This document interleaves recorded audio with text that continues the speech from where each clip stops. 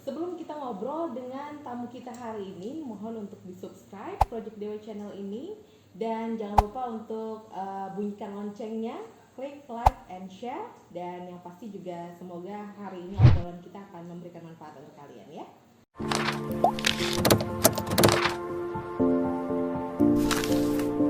Ya, jadi itu pentingnya WO. Menurut saya selain dia juga terkait dengan rundown waktu tadi kan, dia memastikan jam segini sampai jam segini acaranya ini dilanjutkan, ini persiapannya sekian jam, itu tuh udah WO juga megang timnya gitu Mbak. Terus habis itu di Project DW kemarin ngambil wedding planner kan, dibantu pengetikan undangan, label yang banyak gitu. Kalau misalnya ngandalkan kita sendiri tuh nggak tahu selesainya kapan. Soalnya kan kita pasti mikirin yang lain kan Mbak. Karena undangannya Rista ini 2.500 kemarin ya, Iya, kan? 2.500 undangan, gempor juga kalau ngetik sendiri gitu Iya, waktunya kapan? Karena kan kita juga pasti mikir yang lain.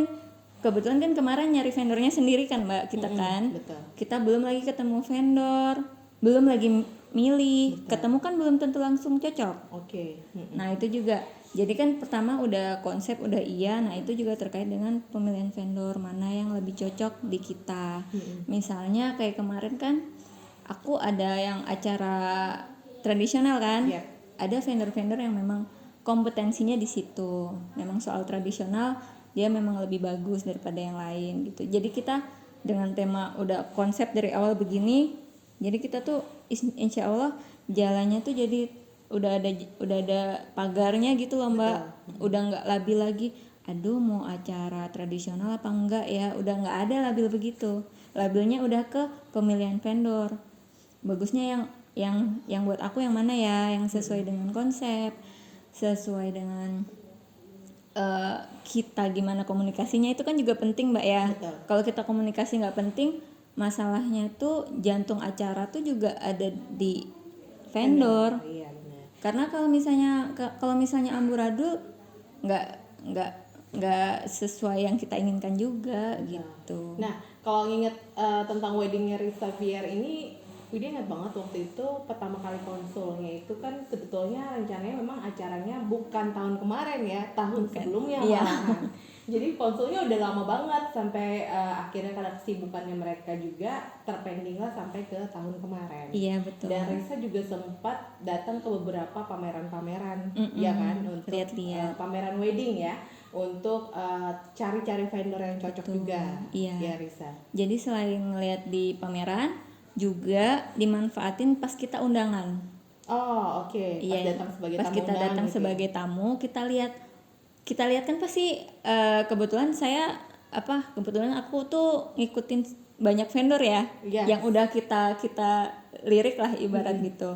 Yang udah kita lirik tuh kita follow kan pasti. Nah, terutama dari dari WO kan pasti lengkap tuh pas ada acara, vendornya dekornya ini. Nah itu pas kita datang acara paginya kan pasti udah di share kan. Oh berarti aku kalau mau lihat performance-nya vendor ini aku harus datang ini. Aku harus datang atau lebih awal atau itu kalau ada diundang loh ya. Iya kalau diundang. Jadi aku harus detail nih ngelihat nih. Misalnya aku mau lihat dekornya, dilihat dari luar, udah dilihat gitu, dilihat. Oh kalau vendor yang ini tuh begini, besoknya ada undangan lagi, dilihat lagi gitu. Vendornya yang lain-lain. Terus makanan dirasain, oh enak ya, ini apa sih vendornya, kan kadang ada juga kan majang kayak banner apa, standing apa ya, gitu kan, atau brosur gitu kan.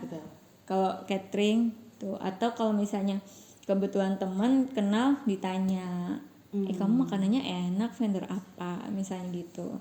Dari situ sih, karena kan gimana ya, vendor kan semuanya jualan Mbak.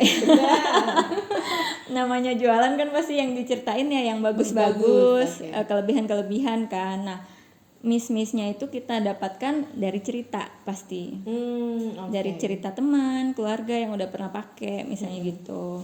Atau kalau misalnya aku sendiri kan kebetulan juga vendor baju pernikahan kan, betul. dari klien juga cerita Bercerita gitu, juga, bercerita. Jadi kita juga tanya, oh ibu milih vendor ini kenapa bu gitu?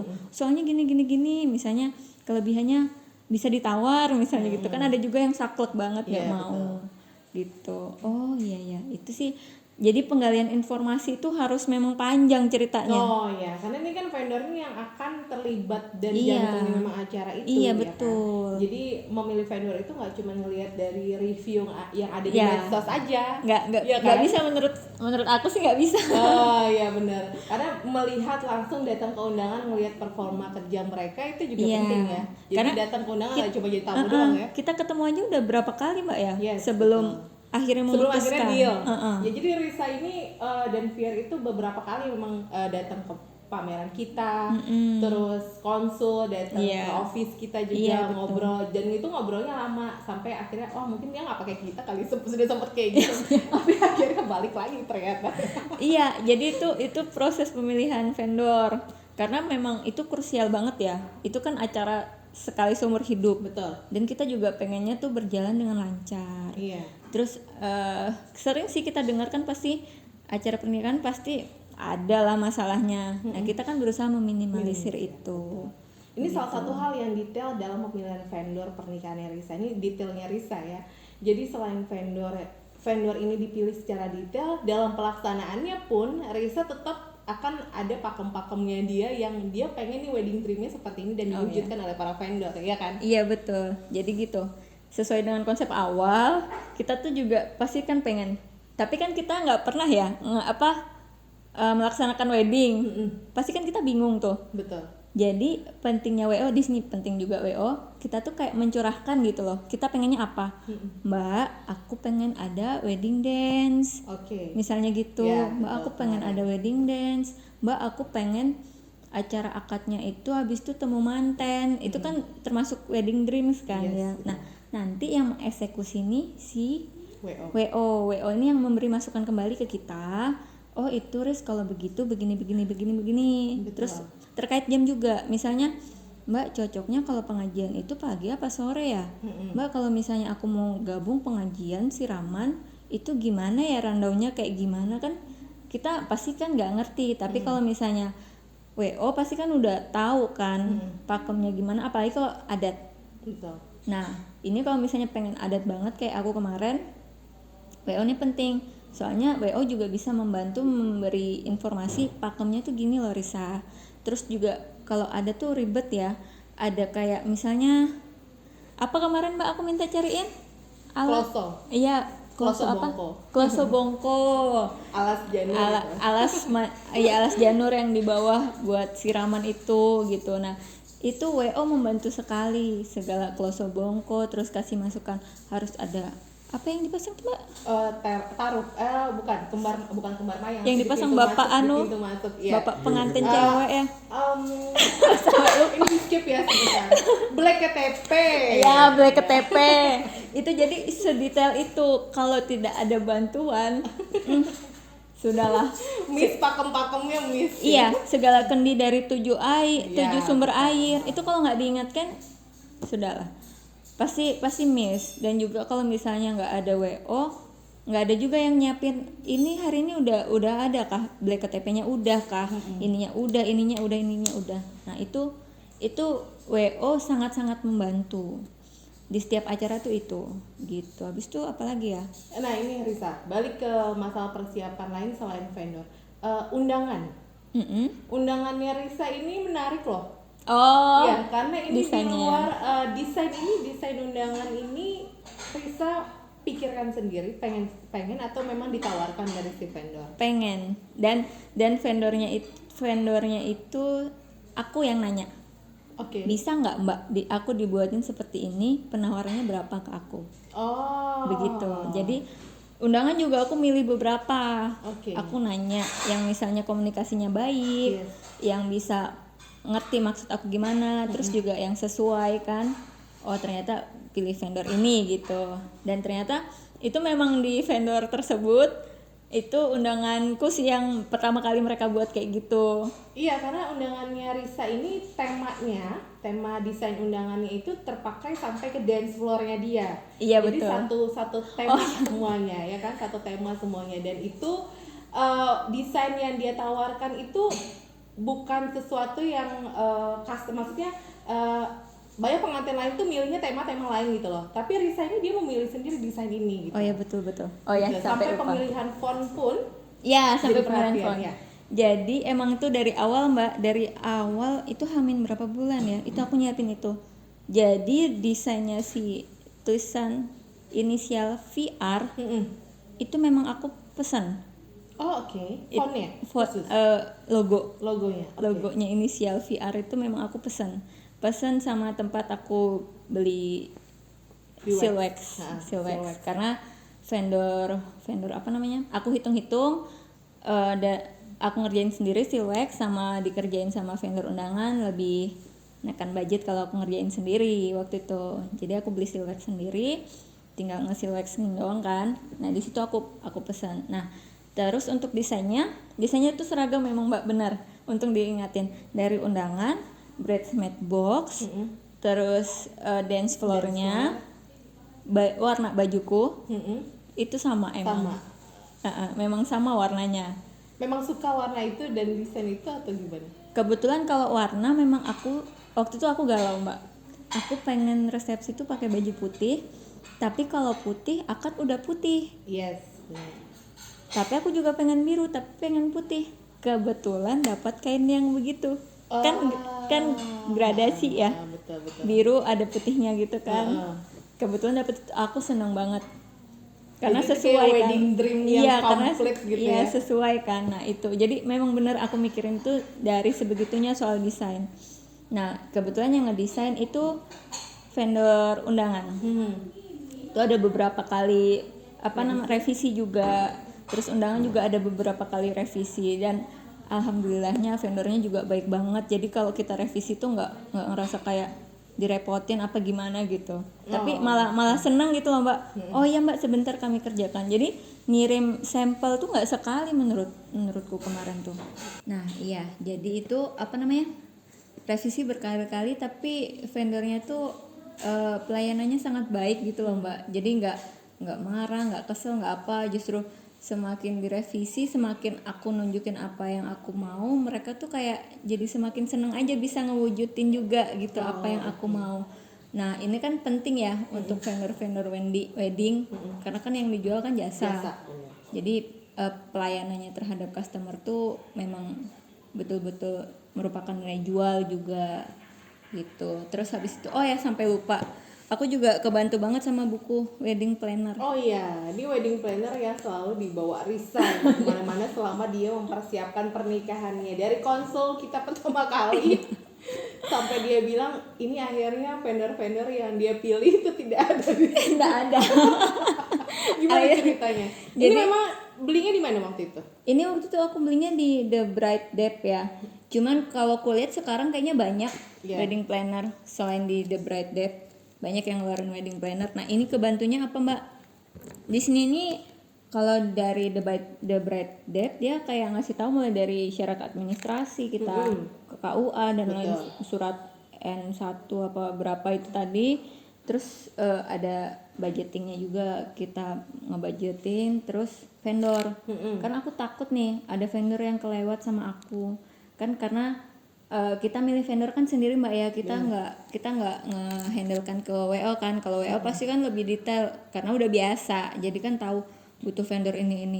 Nah karena kita milih sendiri, aku takut lupa, kebantu sama ini. Jadi di sini dia disebutin ada venue, dekorasi, catering dan lain-lain. Karena dia Risa ini dia milih vendor sebelum dia menentukan WO. Nah, gitu. Kadang orang itu kan pilih WO dulu baru menentukan vendor. Dia nggak, dia vendor dulu baru dia cari WO. Iya, kita research dulu vendor-vendornya kan. Tapi kayaknya nggak semuanya deal duluan deh kayaknya Mbak ya. Betul. Baru sembari juga milih WO, tapi researchnya memang udah lebih lama ya, makanya udah ditulis di sini dan akhirnya bukan yang di sini. Karena karena akhirnya ngobrol dengan Mbak Wit sebagai WO, jadinya kan dapat masukan-masukan juga tuh begini begitu oh jadinya kita jadi lebih mempertimbangkan lagi, kan beda ya yang sudah memang kompetensinya menghandle acara sama yang punya mimpi tapi belum pernah juga bikin acara kan. Terus juga kebetulan juga pertama kali mantu kan di rumah, jadi nggak pernah ngelihat dan terlibat acara memang. Betul. Gitu, jadi memang banyak masukan gitu. Nah, kalau konsep pernikahan Risa itu kan dia gabungan antara tradisional dengan international wedding. Berbeda pada saat yang di rangkaian proses itu lebih banyak memadukan acara tradisional Jawa, ya kan? Nah, di resepsi itu konsepnya international wedding. Itu kemarin konsepnya bagus banget. Oh ya. Wedding dreamnya itu apa sih waktu itu milihnya? Wedding dreamnya itu termasuk warna apa gimana ya?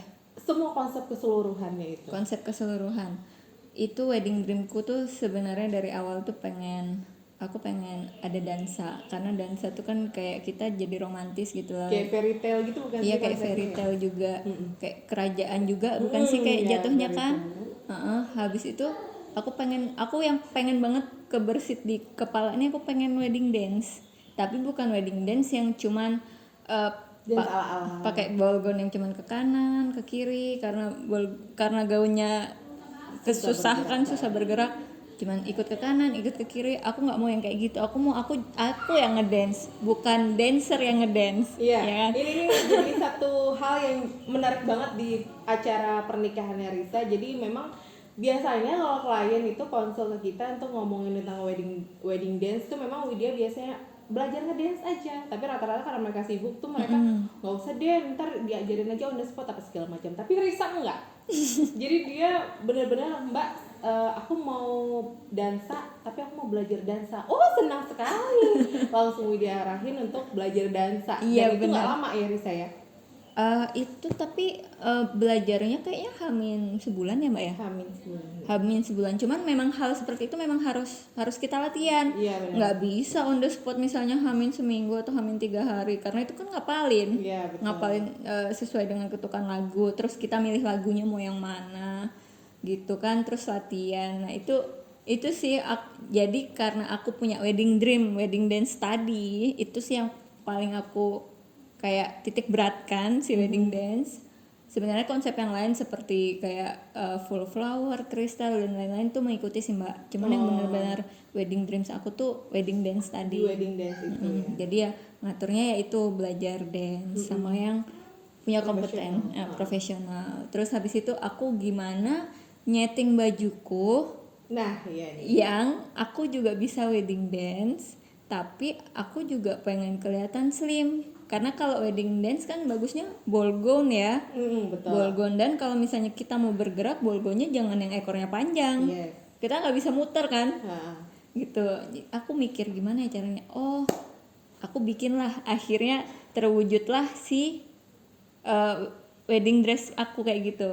Ntar dulu, ditahan dulu yang wedding dress ini. Soalnya ini nanti akan bahasan segmen tersendiri. Ini something yang menarik untuk wedding gownnya mereka. Iya, jadi Risa dan Fier itu ya. Iya, jadi harus bisa mewujudkan yang aku mau gitu kan. Betul. Nah, itu sih yang kupikir dari jauh-jauh. Nah, terus di acara resepsi Risa itu begitu kita masuk ya, terus ada foto-foto pre-wednya kalian dengan konsep yang aku bilang ini konsepnya menarik.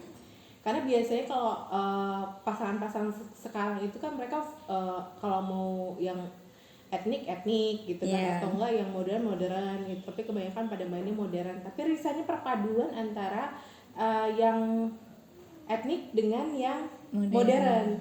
Sampai foto pre-wed pun dilakukan berkali-kali. Iya, betul. Iya kan? Kenapa itu sampai bisa berganti-ganti konsep pre-weddingnya? Jadi sebenarnya salah satu wedding dream aku juga itu aku mau pajang foto, biasanya kan ada kan di apa ya, lorong ya sebutnya ya. Betul. Di lorong itu biasanya majang foto ya, ya kan. Nah, di foto yang dipajang nih aku pengen ngasih tahu sebenarnya ke tamu bahwa aku dari Jawa, suami dari Toraja. Oh, oke. Sebenarnya begitu.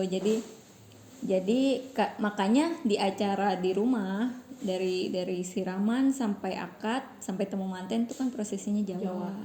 Nah tapi suami dari Toraja karena menghormati keluarga suami juga kan. Nah itu akhirnya oh aku pengen ada foto yang aku pakai baju adat begitu. Kalau yang baju adat Jawa udah Ada sembari di anu kan sembari sembari acara dipikirkannya karena kalau berkali-kali juga kan lumayan ya terus capek juga. Nah akhirnya yang Torajanya yang dijadikan priwet ada Torajanya. Jadi ada Torajanya tapi juga hati ini pengen priwet yang dress ala princess gitu juga ya. ngelihat priwetnya Tasya Farasya kayak pengen juga. Terinspirasi ya, terinspirasi. Iya kayak pengen juga. Jadi si suami dari Toraja, aku dari Jawa, terus ujung-ujungnya kita nikah pakai internasional ibarat gitu. Makanya ada foto suami pakai jas, aku pakai gaun princess gitu kan, gitu. Nah itu jadi awalnya karena ingin mewujudkan itu begitu. Oke. Kemarin ngurus-ngurus berkas-berkas pernikahan ribet ya, Risa? Enggak sih? Yang dipersiapkan dibantu orang tua juga atau kebanyakan Risa dan Fier sendiri?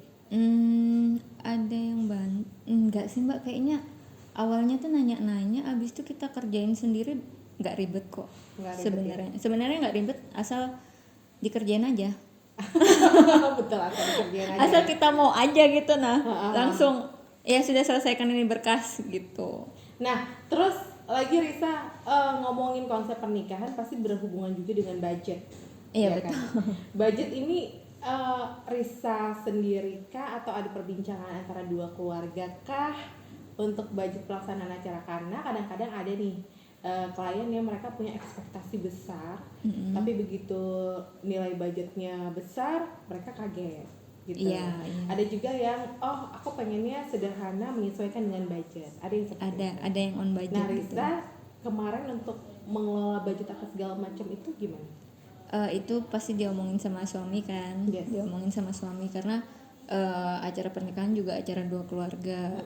Jadi sebenarnya kita ini sebagai apa ya, communicator ya antara dua keluarga ini, gimana maunya kedua belah pihak, apakah setuju untuk mengadakan acara yang seperti itu kompleksnya, misalnya itu kan terkait juga dengan budget tadi kan mbak ya. Betul.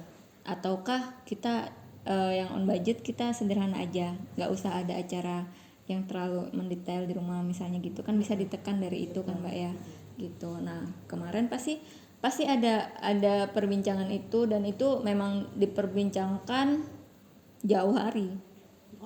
Agak jauh karena itu kan sensitif mbak ya. Iya, betul. Itu sensitif dan biasanya kalau dari beberapa cerita tuh juga termasuk salah satu pemicu keributan juga. Jadi itulah yang kita berusaha meminimalisir itu. Kan juga kebetulan suami dan saya juga udah kerja kan, jadi gimana yang miss-missnya juga kita coba selesaikan berdua begitu. Jadi pinter-pinternya si pengantin inilah, kalau misalnya sudah kerja loh ya, pinter-pinternya si pengantin ini gimana ngewujudin apa yang dimau keluarga laki-laki, apa yang dimau keluarga perempuan supaya ketemu. Karena kalau misalnya kita langsung berdua, kalau misalnya ada kan yang memang bisa komunikasi antara orang tua dan orang tua, tapi kan ada juga yang tipikal tidak bisa berkomunikasi. Nah kita pasangan melihatnya tuh bagusnya emang diperbincangkan atau tidak, itu kita sih yang ngaturnya itu mbak. Jadi termasuk juga pembelajaran sih, cara kita gimana akan kedepannya lagi, itu termasuk kayak ujian juga kan. Ini baru mau nikah nih, pasti ada gesekan nih, gimana kita menyelesaikan gitu.